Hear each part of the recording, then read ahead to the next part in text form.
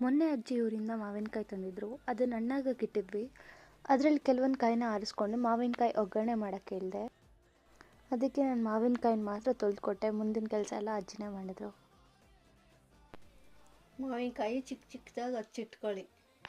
ನೋಡಿ ಅಜ್ಜಿ ಈ ಥರ ಚಿಕ್ಕ ಚಿಕ್ಕದಾಗಿ ಮಾವಿನಕಾಯಿ ಹಚ್ಚಿಟ್ಕೊತಾ ಇದ್ರು.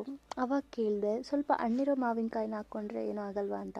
ಅದಕ್ಕೆ ಅಜ್ಜಿ ಹುಳಿ ಬದಲು ಸ್ವಲ್ಪ ಫ್ಲೇವರ್ ಬರುತ್ತೆ ಅಂಥೇಳಿ ಮಾವಿನಕಾಯಿ ಹಚ್ಚಿಟ್ಕೊಂಡಿದ್ದೆಲ್ಲ ಆಯಿತು. ಇವಾಗ ಒಗ್ಗರಣೆಗೆ ಪ್ರಿಪೇರ್ ಮಾಡ್ಕೊಳ್ಳೋಣ ಬನ್ನಿ.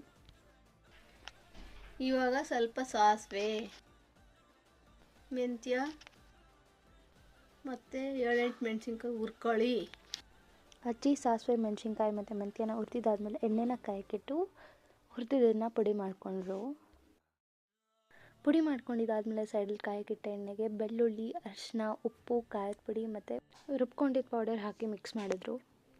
ಇವಾಗ ಹಚ್ಚಿಟ್ಟಿದ್ದ ಮಾವಿನಕಾಯಿನ ಸ್ಟವ್ ಆಫ್ ಮಾಡಿ ಒಗ್ಗರಣೆಯಲ್ಲಿ ಮಿಕ್ಸ್ ಮಾಡಿದ್ರೆ ಮುಗೀತು.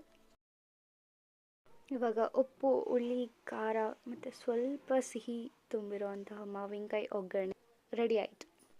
ಆ್ಯಕ್ಚುಲಿ ಅಜ್ಜಿ ನನಗೆ ಟೇಸ್ಟ್ ಮಾಡಿಸ್ಬೇಕಿತ್ತು, ಆದರೆ ಅವ್ರು ಮಾಡಿದ್ದನ್ನು ನಾನು ಅವರಿಗೆ ಟೇಸ್ಟ್ ಮಾಡಿಸ್ತಾ ಇದ್ದೀನಿ. ಕೊನೆಯದಾಗಿ ನಿಮ್ಮ ಮನೇಲಿ ಯಾವ ಥರ ಉಪ್ಪಿನಕಾಯಿ ಮಾಡ್ತಾರೆ ಅಂತ ಹೇಳ್ಬಿಟ್ಟು ಕಮೆಂಟ್ ಬಾಕ್ಸ್ನಲ್ಲಿ ಕಮೆಂಟ್ ಮಾಡಿ.